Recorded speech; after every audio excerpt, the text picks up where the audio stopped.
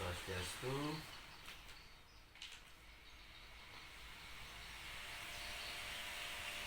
Halo anak-anak semuanya, semangat pagi.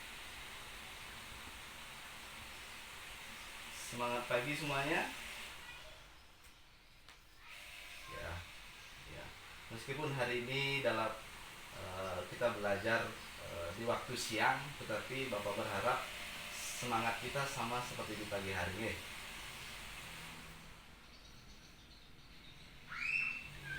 Ya.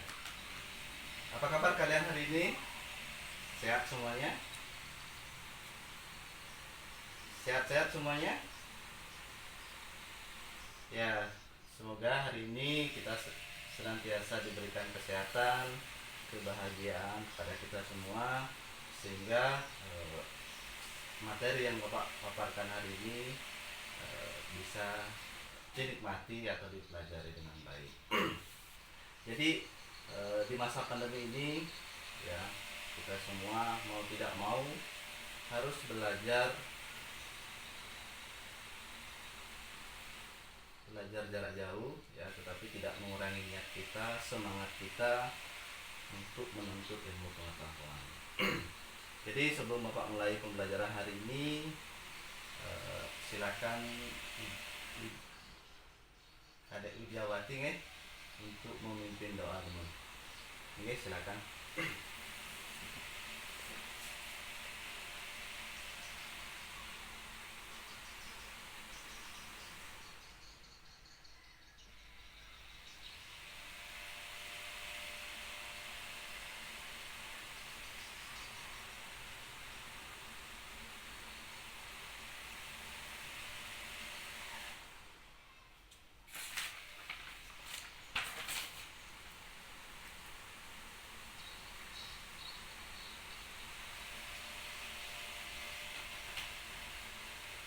Bagus. Untuk minggu depan silakan Nikada Widiawati untuk menunjuk temannya yang lain untuk mempersiapkan kegiatan doa di pertemuan berikutnya.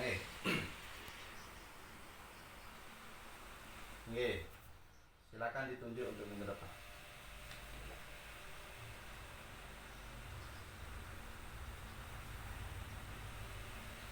Ya, jadi Bapak berharap Kadek Maju untuk mempersiapkan diri minggu depan untuk memimpin doa. Baik, sebelum Bapak mulai pembelajaran hari ini, Bapak absen dulu Jadi absen itu sudah Bapak kirim melalui Google Classroom.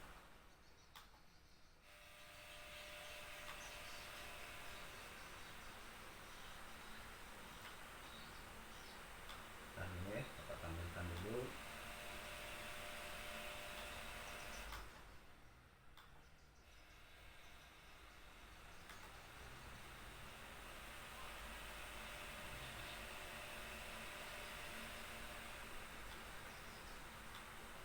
Bisa dilihat untuk tampilan layarnya anak-anak semua?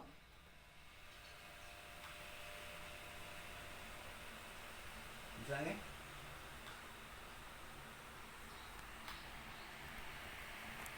Tampilannya tidak putus-putus?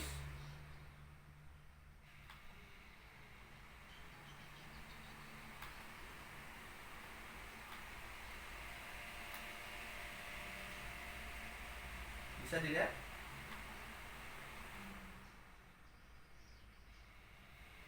Kadek Maju tidak putus-putus tampilannya? Bisa dilihat absensinya?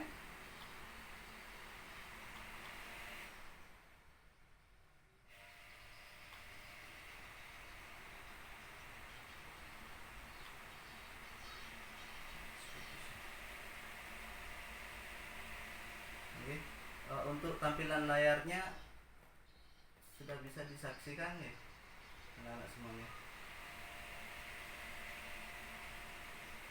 Masih kosong.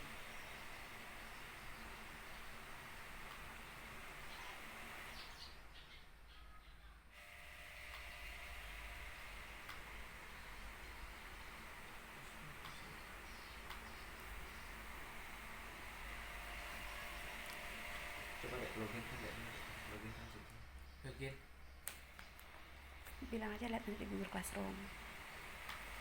Oke, Bapak tampilkan di Google Classroom-nya. Sudah bisa dilihat absensinya?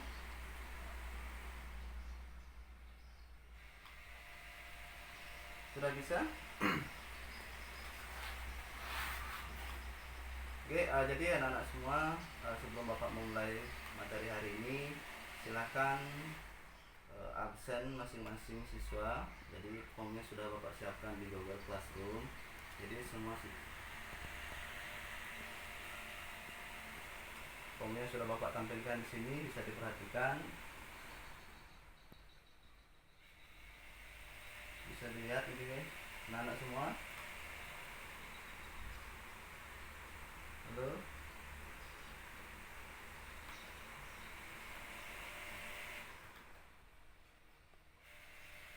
Sudah bisa dilihatnya? Oke, jadi silakan isi nama siswa di situ, kemudian absen, di situ ada hadir, izin, sakit, dan tanpa keterangan. Jadi Bapak tunggu absensinya dikirim melalui Google Classroom.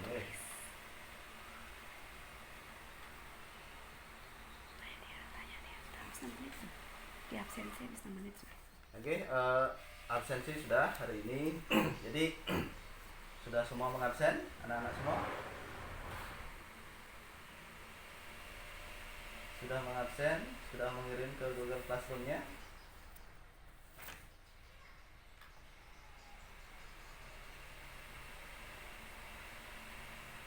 Sudah nggak?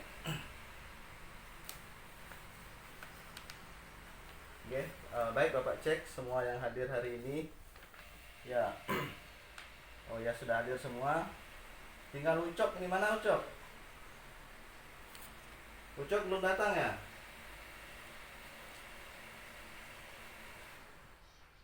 Belum datang. Oh ya, ini sudah datang Ucok. Ya. Ucok, kenapa kok terlambat, Cok? Ya, kata Ucok katanya tadi berkelahi sama bapak ibunya. Ya.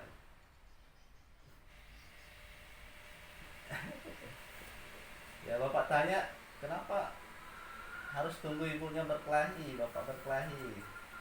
Katanya sih sepatunya Bapak yang pegang satu, ibunya juga pegang satu, jadi harus menunggu sepatunya dilepas dulu baru bisa ke sekolah. Ya, itu intermezzo yang untuk hari ini. Semangat ya, untuk hari ini kita belajar. Ya, karena materi yang akan Bapak bawakan hari ini adalah hiyatnya. Jadi Bapak berharap kita semua harus ikhlas, harus tulus di dalam menerima materi yang Bapak berikan hari ini. Oke, Bapak mulai saja. Materi hari ini yang akan Bapak bawakan adalah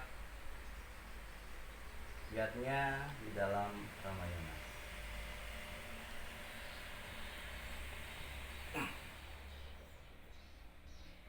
Baik, untuk hari ini ya Bapak bawakan materi hiyatnya di dalam Ramayana. Jadi sebelum Bapak paparkan materi ya, materi yang akan dibahas itu yang pertama adalah menjelaskan pengertian hiyatnya. Jadi seluruh siswa harus memahami apa sih itu pengertian dari hiyatnya. Kemudian yang kedua, seluruh siswa harus mampu menjelaskan bagian-bagian dari hiyatnya itu sendiri. Kemudian yang ketiga, seluruh siswa harus mampu mengklasifikasikan bentuk-bentuk dari pelaksanaan hiyatnya, baik dari waktu pelaksanaan, kuantitas hiyatnya, dan kualitas hiyatnya. Jadi setelah nanti Bapak paparkan materinya, anak-anak semua harus memahami apa sih itu materi yang sudah Bapak berikan. Baik, Bapak mulai saja materi yang pertama ya. Yang pertama adalah pengertian hiyatnya. Bisa diperhatikan slideshow yang Bapak berikan anak semuanya. Halo semuanya. Bisa? Sudah diperhatikan? Bisa dilihat layarnya semuanya? Ya, yang pertama yadnya, pengertian yadnya. Ya, jadi secara etimologi ya, kata yadnya itu berasal dari urat kata yaj yang artinya memuja, mempersembahkan, berkorban. Jadi urat kata kerja yad yang kemudian berubah menjadi kata yadnya, yang dimana arti dari yadnya itu adalah pemujaan, persembahan atau korban suci yang tulus dan ikhlas. Jadi dalam Bhagavad Gita itu disebutkan yadnya itu adalah sebagai suatu perbuatan yang dilakukan dengan penuh keikhlasan dan kesadaran untuk melakukan persembahan kepada ide Sang Yang Widiwasa. Ya, jadi di dalam pelaksanaan yadnya ya yang perlu kita perhatikan atau unsur-unsur yang terkandung di dalam pelaksanaan yadnya. Yang pertama, yadnya itu harus ada karya atau adanya perbuatan. Kemudian yang kedua, yadnya itu harus ada sreya, ketulus ikhlasan. Jadi apa yang kita lakukan itu hendaknya dilandasi dengan ketulus ikhlasan.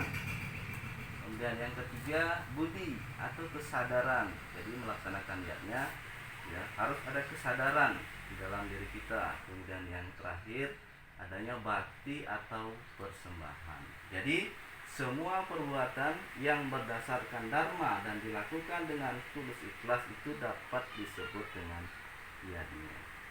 Oke, bisa dipahami pengertian yadnya?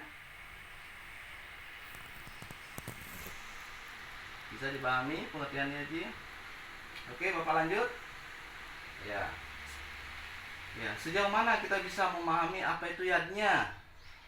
Ya. Jadi di dalam Bhagavad Gita yaitu jelaskan belajar dan mengajar. Nah, apa yang kita lakukan hari ini? Ya, apa yang kita lakukan hari ini anak-anak semuanya? Halo? Halo? Ya. Jadi hari ini ya, proses belajar mengajar ya. Jadi belajar itu adalah siswa dan mengajar itu adalah guru. Ya, jadi semua itu dilaksanakan, kita melaksanakan yang namanya yadnya, di mana belajar dan mengajar itu didasari oleh keikhlasan serta penuh pengabdian. Kemudian yang kedua, memelihara alam lingkungan, ya juga merupakan yadnya yang kita lakukan. Kemudian mengendalikan hawa nafsu dan panca indera, juga merupakan yadnya. Kemudian membaca kitab suci Weda. Nah, jadi dengan membaca kitab suci Weda secara tidak langsung kita sudah melaksanakan yadnya sesuai dengan sastra-sastra agama yang dilakukan dengan tekun dan ikhlas. Kemudian saling memelihara, saling mengasihi sesama makhluk juga merupakan yadnya. Kemudian menolong orang sakit, ya, mengentaskan kemiskinan, menghibur orang yang sedang ditimpa kesusahan, itu adalah yadnya. Jadi jelas bahwa yadnya itu bukanlah terbatas pada kegiatan upacara keagamaan saja. Ya, jadi seluruh aspek ya, seluruh kegiatan kerja yang dilakukan dengan penuh pengorbanan, tulus dan ikhlas itu adalah bagian dari yadnya. Jadi yadnya itu bukan hanya upacara dan upacara, tetapi seluruh kegiatan kerja ya, seluruh pengorbanan yang dilakukan tulus ikhlas, maka itu adalah merupakan yadnya. Oke, Bapak lanjut lagi materinya. Ya, Bapak bertanya sekarang, mengapa setiap manusia itu wajib melaksanakan yadnya? Ada yang bisa jawab? Ya, Kadek Widyawati, mengapa setiap manusia itu wajib melaksanakan yadnya?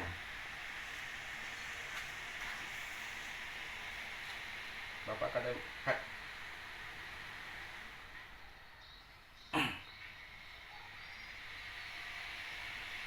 Ya, bagus. Ya. Kadek Maje, mengapa kita harus melaksanakan yadnya atau wajib melaksanakan yadnya?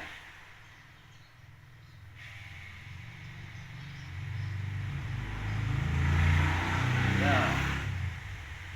Ya, bagus Kak. Ya, bagus sekali.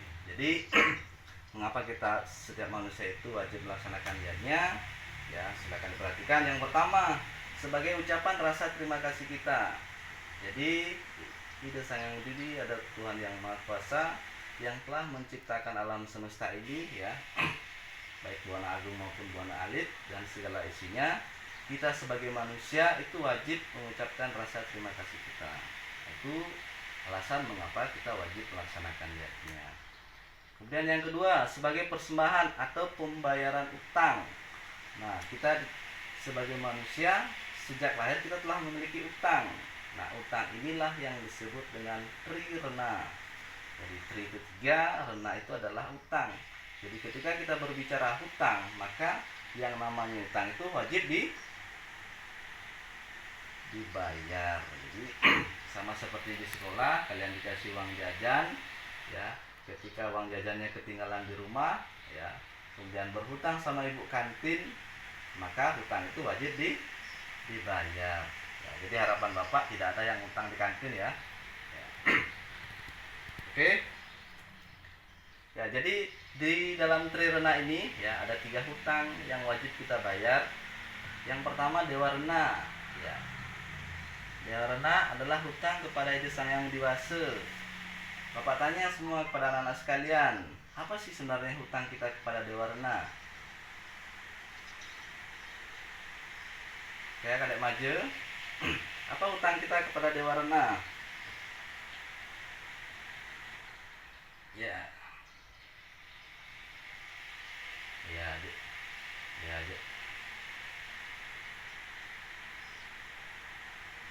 ya, bagus sekali. Ya, jadi hutang kepada dewa rena, ya. Jadi Tuhan telah menciptakan kita, ya, tumbuh-tumbuhan semua sebagai kebutuhan manusia, maka sebagai manusia, sebagai makhluk yang berpikir, kita wajib untuk membayar itu. Ya, kemudian yang kedua, hutang kepada resi atau yang disebut dengan resi rena.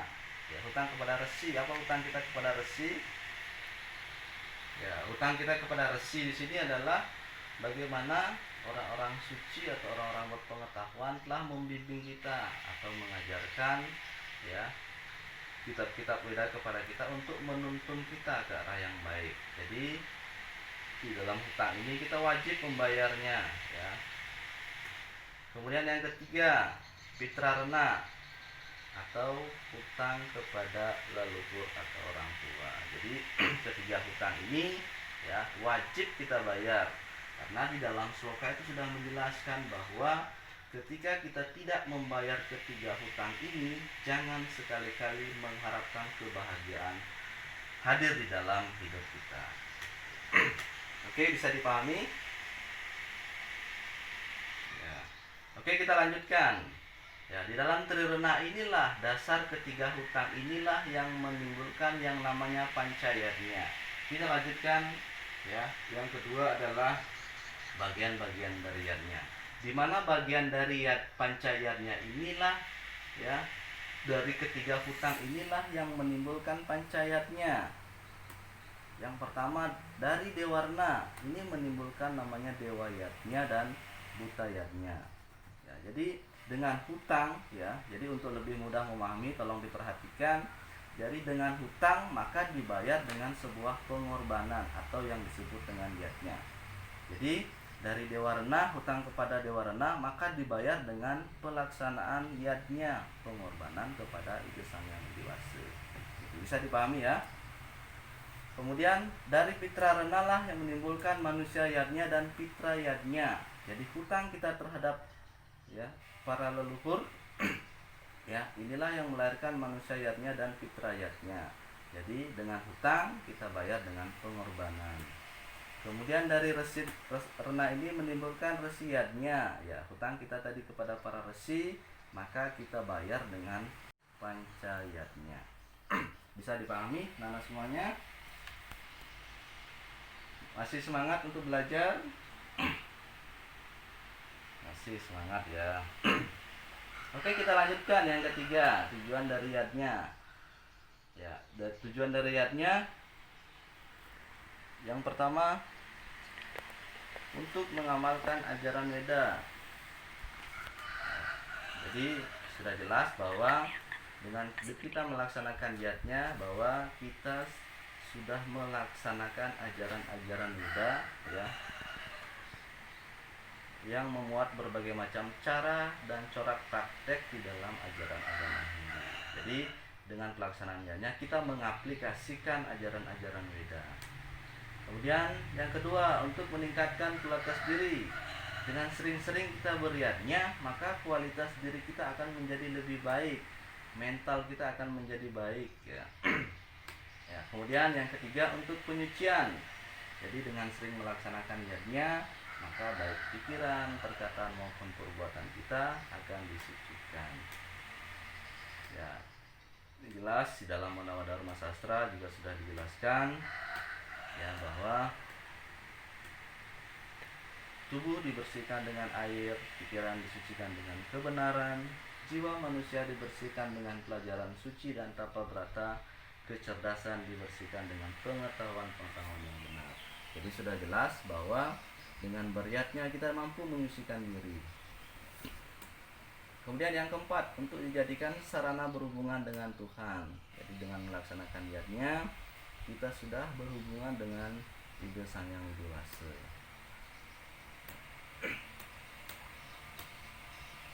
Ya, itu tadi tujuan dari pelaksanaan yatnya. Ya, ini bisa diperhatikan bagian-bagian dari yatnya. Yang dari Trirena melahirkan pancayatnya. Yang pertama ada Dewa Yatnya. Apa sih itu Dewa Yatnya? Yaitu pengorbanan suci ke hadapan Ide Sang Yang Widi Wasa. Kemudian Resi Yatnya, ya, pengorbanan suci kepada para resi. Fitra Yatnya, pengorbanan suci ke hadapan leluhur. Buta Yatnya, korban suci kepada para buta atau alam. Jadi kelima aspek-aspek yatnya ini atau bagian-bagian dari yatnya ini wajib anak-anak semua pahami ya. Kemudian yang terpenting adalah bagaimana anak-anak semua bisa mengaplikasikan ajaran-ajaran yatnya itu sendiri.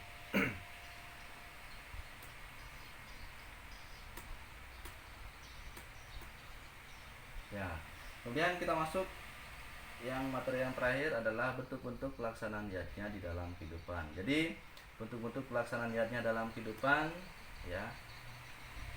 Jadi perlu diperhatikan bahwa setelah Bapak memberikan pemahaman ini agar kita semua memahami bahwa anggapan bahwa bentuk yatnya itu sebatas upacara ya atau upacara agama itu tidak seperti itu ya, bahwa yatnya itu seluruh aspek kegiatan kerja, bentuk pengorbanan yang kita lakukan itu adalah bagian dari yatnya. Nah, di dalam bentuk pelaksanaan yatnya itu sudah tertuang di dalam sloka ya, bisa didengarkan sebentar.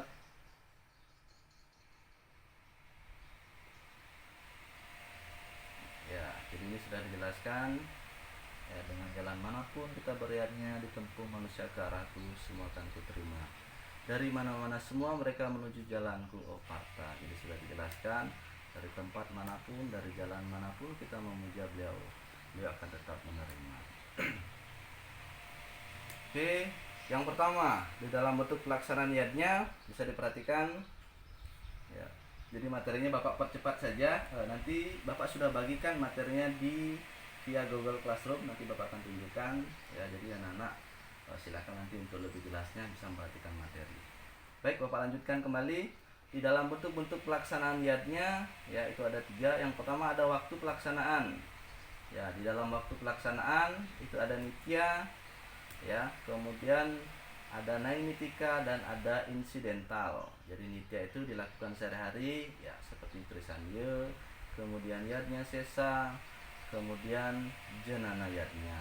Jadi misalnya belajar itu merupakan yatnya kita lakukan sehari-hari. Kemudian naimitika yatnya ya. Jadi naimitika yatnya itu adalah yatnya yang kita lakukan sewaktu-waktu, akan tetapi dia sudah terjadwal ya. Misalnya ada yang berdasarkan ware, kemudian ada yang berdasarkan buku, dan ada yang berdasarkan sasi. Kemudian yang ketiga incidental, itu yatnya yang dilaksanakan adanya kejadian-kejadian tertentu yang tidak terjadwal ya. Banyak contoh, misalnya mecaru, maspas, dan segala macam. Itu adalah disebut dengan incidental. Kemudian kualitas yatnya ya di dalam kualitas yadnya. Ketika kita berbicara tentang kualitas, sejauh mana kualitas kita di dalam melaksanakan yadnya, ada yang disebut dengan tamasik yadnya. Ya, di sini dia tidak mengindahkan petunjuk-petunjuk sastra, mantra, kidung, daksina, dan serada. Kemudian ada rajasik, ya, dimana akan penuh harapan akan hasilnya. Nah, ini mungkin yang sering terjadi di lingkungan masyarakat. Mungkin sebagian, ya, banyak yang menyalahartikan atau kualitas di dalam yadnya itu sifatnya rajasik. Ya, misalnya kita ke pura, pakaian yang mahal-mahal, ya, bawa emas sampai 10 kilo misalnya, seperti itu. Bawa kebaya baru, biasanya ibu-ibu, cewek-cewek menggesekkan, bilang kebayanya mahal dan segala macam. Jadi ini tergolong di dalam rajasik yadnya.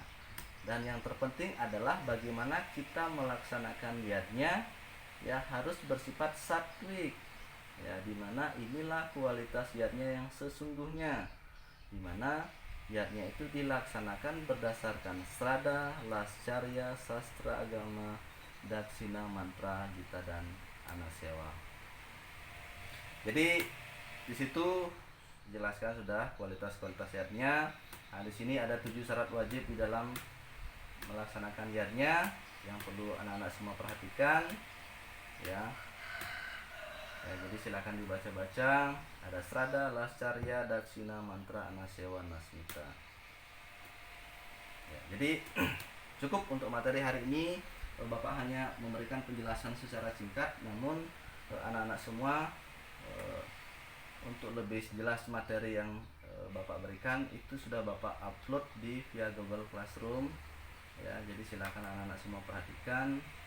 Nah, di sini ada materi bahan hajar yang sudah Bapak bagikan. Jadi anak-anak bisa mempelajari dengan baik di rumah, ya, membaca-baca. Kemudian kalau ada belum dipahami, nanti silahkan ditanyakan.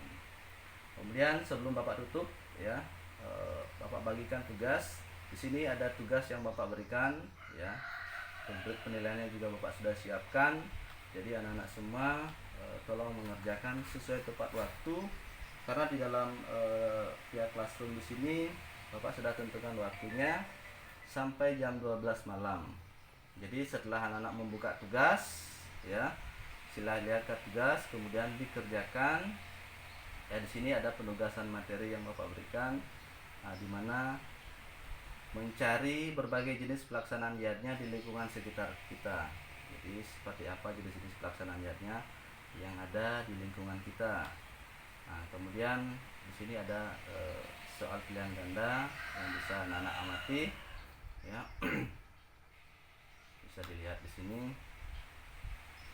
Ya, di sini ada tugas yang Bapak berikan, silakan dijawab. Nah, kemudian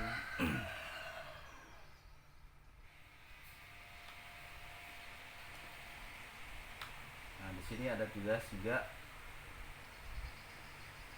untuk menyajikan materi, mengumpulkan tugas, ya, terkait pelaksanaan yadnya yang ada di lingkungan kita, ya. Kemudian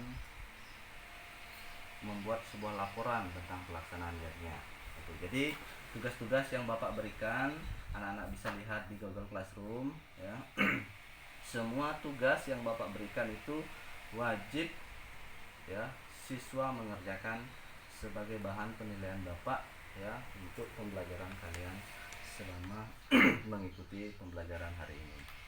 Oke, sebelum Bapak tutup, silakan kalau ada yang mau bertanya, karena waktunya sudah mau habis. Silakan kalau ada yang mau ditanyakan, silakan.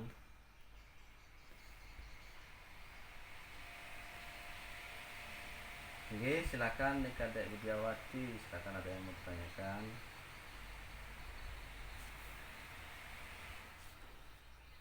Om Swastiastu.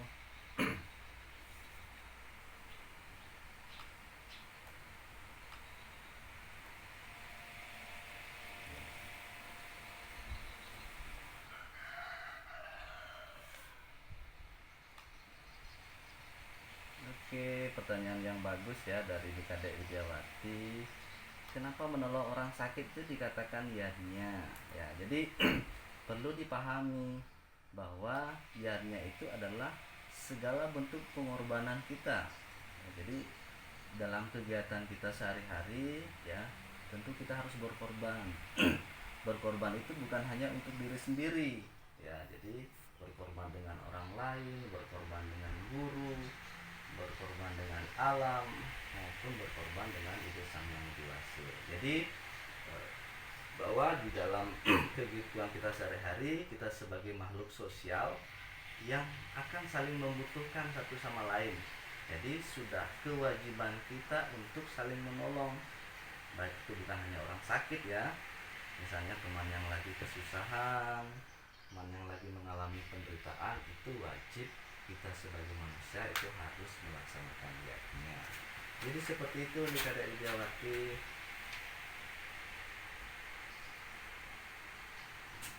Halo, bisa dipahami?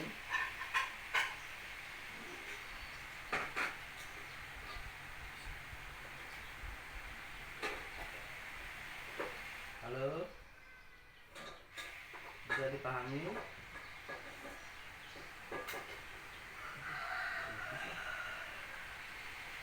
Kok putus?